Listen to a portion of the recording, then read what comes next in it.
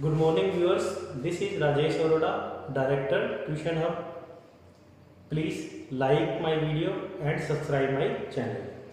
देखते हैं अब अपने एक्सरसाइज 1.4 क्वेश्चन फर्स्ट कर रहे हैं।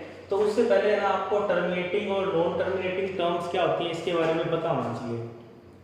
तो इससे पहले हम 9th क्लास में टर्मिनेटिंग और नॉन टर्मिनेटिंग टर्म्स के बारे में पढ़ चुके हैं, फिर भी मैं आपको एक बार बता रहा हूँ।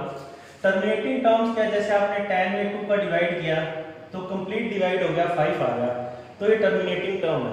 फिर सपोज करो कि आपने 11 में 2 का डिवाइड किया तो 5.5 यानी डिवाइड कंप्लीट हो रहा है, तो वो टर्म कौन सी होगी? टर्मिनेटिंग टर्म होगी। ओके, जैसे एग्जांपल के लिए 12/3 करो तो 4 हो गया, यानी अगर डिवाइड बिल्कुल कंप्लीट हो रहा है तो उसको अपने कौन सी टर्म बोलेंगे? टर्मिनेटिंग टर्म बोलेंगे। और अगर मान लो आप न्यूमरेटर में डिनोमिनेटर का डिवाइड कर रहे हो और डिवाइड कंप्लीट नहीं हो रहा है तो वो कौन सी टर्म होगी? Non terminating term. तो देखते हैं नॉन टर्मिनेटिंग टर्म कैसे होगी। अपने क्या करते हैं, जैसे सपोज करो कि आप 10 में 3 का डिवाइड कर रहे हो तो 3.3333 ऐसे आंसर आ रहा है, तो इट मींस ये कौन सी टर्म है? नॉन टर्मिनेटिंग टर्म है, टर्मिनेटिंग नहीं हो रही, यानी इसकी चलता जा रहा है कंटिन्यू, तो इट मींस कौन सी टर्म है? Non terminating. अब नॉन टर्मिनेटिंग में भी दो टाइप की टर्म होती है, नॉन टर्मिनेटिंग एंड रिपीटिंग और non terminating and non repeating. जैसे एग्जांपल ये था 10 में 3 का डिवाइड करोगे तो 3.3333 आता रहेगा, या आप इसको 3.3 बार लिख सकते हो। तो ये एक्चुअली में तो नॉन टर्मिनेटिंग टर्म है, लेकिन इसमें कुछ सीक्वेंस है वो क्या हो रहा है? रिपीट हो रहा है। और देख सकते हैं जैसे 2.754 इसके ऊपर बार लगा होता है, हमने बहुत बार ऐसे क्वेश्चन कर चुके हैं 9th क्लास में। तो ये भी जो टर्म है वो नॉन टर्मिनेटिंग है, लेकिन कौन सी है? रिपीटिंग टर्म है। और उसके बाद अपने नेक्स्ट देखते हैं non terminating and non repeating. जैसे आपके पास कोई नंबर आ जाए 2.14334682 इसमें कोई भी सीक्वेंस रिपीट नहीं हो रहा है और ये डिवाइड भी कंप्लीट नहीं हो रहा है, चलता जा रहा है, तो ऐसे टर्म को अपने non terminating and non repeating term बोलेंगे।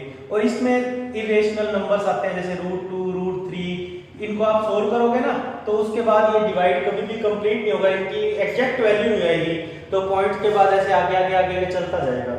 जैसे पाई अपने पढ़ा है, पाई की वैल्यू एग्जैक्ट 22/7 या 3.14 नहीं होती, अप्रोक्सीमेट वैल्यू ली गई है।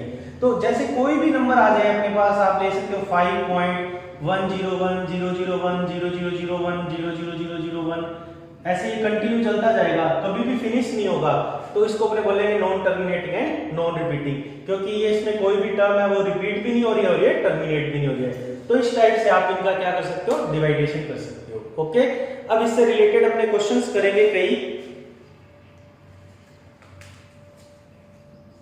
तो जैसे अपनी बुक में एक्सरसाइज 1.4 का फर्स्ट क्वेश्चन है, इसमें आपको क्या करना है, कुछ टर्म दी हुई है, आपको बताना है कि वो टर्म है वो टर्मिनेटिंग है या नॉन टर्मिनेटिंग है और रिपीटिंग है। तो सबसे पहले जैसे अपने पास क्वेश्चन गिवन है 13/3125, तो अपने को कैसे पता लगेगा कि ये जो टर्म है वो टर्मिनेटिंग है या नॉन टर्मिनेटिंग है, रिपीटिंग है?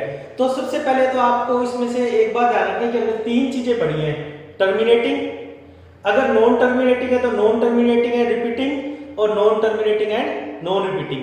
तो non terminating and non repeating जो है ना वो इरेशनल नंबर होते हैं, अभी आपको बताया था। इसको तो आप P/Q फॉर्म में कन्वर्ट नहीं कर सकते, तो इस पर हम क्रॉस लगा सकते हैं, क्योंकि ये non terminating and non repeating term तो नहीं हो सकती। फिर बची या तो टर्मिनेटिंग होगी या नॉन टर्मिनेटिंग एंड रिपीटिंग होगी।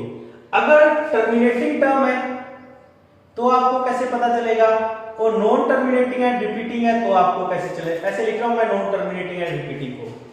तो देखो, अगर आपने इसके डिनोमिनेटर के फैक्टर किए, डिनोमिनेटर के फैक्टर सिर्फ 2 की फॉर्म में आ रहे हैं, या फिर डिनोमिनेटर के जो फैक्टर है वो ओनली फॉर 5 की फॉर्म में आ रहे हैं, या डिनोमिनेटर के फैक्टर है आपके पास वो 2 या 5 दोनों की फॉर्म में आ रहे हैं, इसके अलावा कोई और नंबर साथ में नहीं आ रहा, तो अपने कहेंगे कि वो कौन सी टर्म है?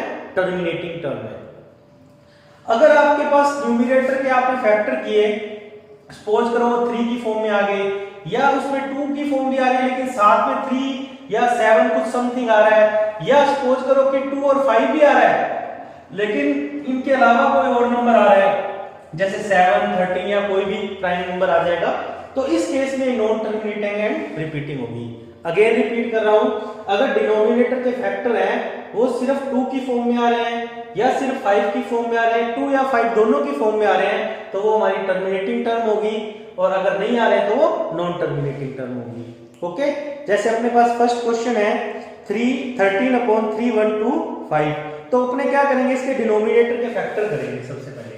जैसे मैं इसके डिनोमिनेटर के फैक्टर करता हूं 3/125, तो सबसे पहले अपने देखते हैं 5 पे डिवाइड होगा, 5 6 जा 30, फिर 22, 5 4 जा 30, फिर 1, फिर 5 2 जा 10, फिर 25, फिर 5 से करेंगे 1 2 5 आ जाएगा, फिर 5 से करेंगे 25 आ जाएगा, फिर 5 से करेंगे 5 आ जाएगा, और फिर 5 से करेंगे 1 आ जाएगा।